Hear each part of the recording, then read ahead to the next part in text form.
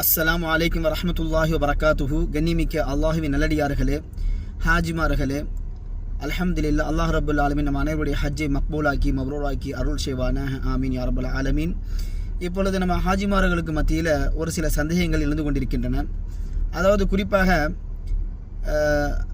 ஹஜ்ஜுடைய தவாஃபு ஜியாரா என்று சொல்லக்கூடிய அந்த முக்கியமான ஒரு கடமையை நிறைய பேர் நிறைவேற்றிட்டாங்க, அல்ஹம்துலில்லாஹ்.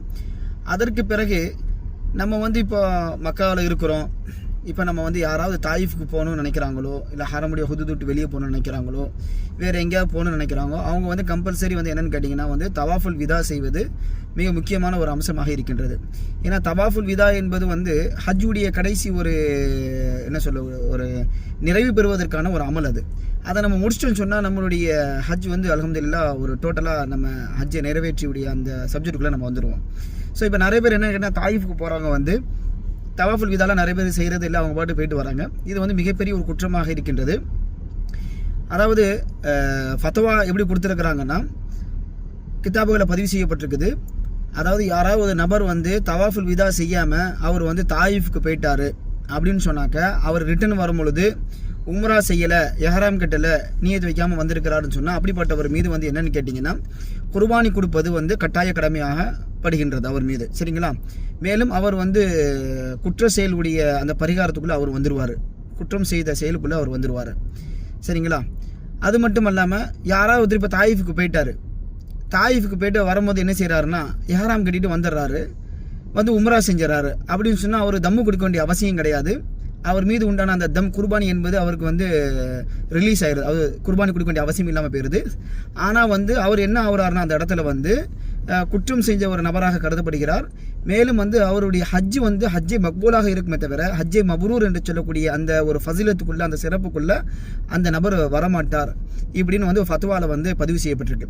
இந்த ஃபத்வா எப்படிப்பட்ட ஃபத்வான்னு கேட்டால், அது முழு உலகத்துடைய ஃபத்வான்னு சொல்லிட்டு ஒன்று இருக்குது, இங்கே ஜித்தாவில் இருக்குது, இந்த சவுதியுடைய அந்த வேர்ல்டு ஃபத்வா. இதில் பார்த்தீங்கன்னா அவங்க இந்த ஒரு ஃபத்வா கொடுத்துருக்குறாங்க. சரிங்களா? ஸோ அதை நம்ம கண்டிப்பாக நம்ம ஃபாலோ பண்ணணும். நிறைய பேர் அவங்க சொல்கிறாங்க, இவங்க சொல்கிறாங்க, அவங்கள பார்த்து பண்ணுறது, இவங்கள பார்த்து பண்ணுறது நமக்கு தீனு கிடையாது. அதே மாதிரி ஃபத்வா என்பது ஆலிம், என்ன மாதிரி ஒரு ஆலிம்கிட்ட கேட்கறது சிறந்தது கிடையாது. ஃபத்வா என்பது முஃப்தி கிட்ட தான் நம்ம கேட்கணும். ஆலிம்கள்கிட்ட மசாயில் கேட்கலாம். ஃபத்வா என்பது யார்கிட்ட கேட்கணும்னா முஃப்தி.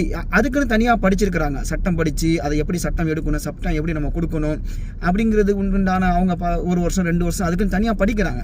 ஸோ அவங்க கிட்ட தான் நம்ம ஃபத்வா கேட்கணுமே தவிர சாதாவாக இருக்கக்கூடிய மக்கள்கிட்டையோ, நம்ம அல்ஹம்துலில்லாஹ் நல்ல இமாமுகளும் இருக்கிறாங்க, பட் அவங்க கிட்ட நம்ம ஃபத்வா நம்ம கேட்க முடியாது. நானும் அதில் சேர்ந்தவன் தான். ஏன்ட்டு நீங்கள் ஃபத்வா கேட்டாலும் வேலைக்காகாது. ஃபத்வாங்கிறது ஒரு முஃப்தி கிட்ட நம்ம கேட்கணும். சரிங்களா? அந்த முஃப்திகள் எல்லாம் சேர்ந்து இந்த ஒரு மசாயில், இந்த ஒரு சட்டத்தை நமக்கு கொடுத்துருக்குறாங்க. ஆகையால் இன்ஷா அல்லாஹ் யாராவது தாயிஃபுக்கு போகிறதாக இருந்தால் அவர்கள் தயவு செய்து தவாஃபுல் விதாவை செய்து விடுங்கள். அதே மாதிரி இன்னொரு விஷயம் பதிவு செய்யப்பட்டிருக்கு அதே ஃபத்வாவுக்குள்ள.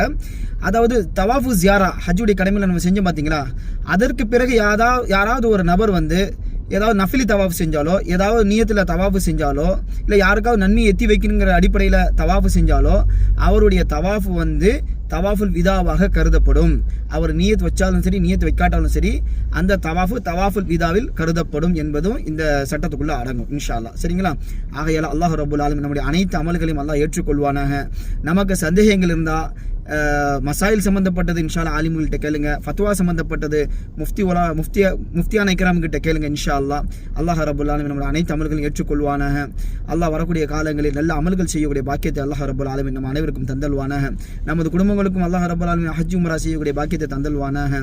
யாரெல்லாம் ஹஜ்ஜுக்காக அப்ளை செய்திருக்கின்றார்களோ, நியத்தோடு இருக்கின்றார்களோ, அவருக்கு ஹஜ்ஜி செய்வதற்கு உண்டான எல்லா விதமான உதவிகளும் அல்லாஹ் ரப்புல் ஆலமீன் தன் புறத்திலிருந்து செய்வானாக என்று கூறி விடைபெறுகிறேன்.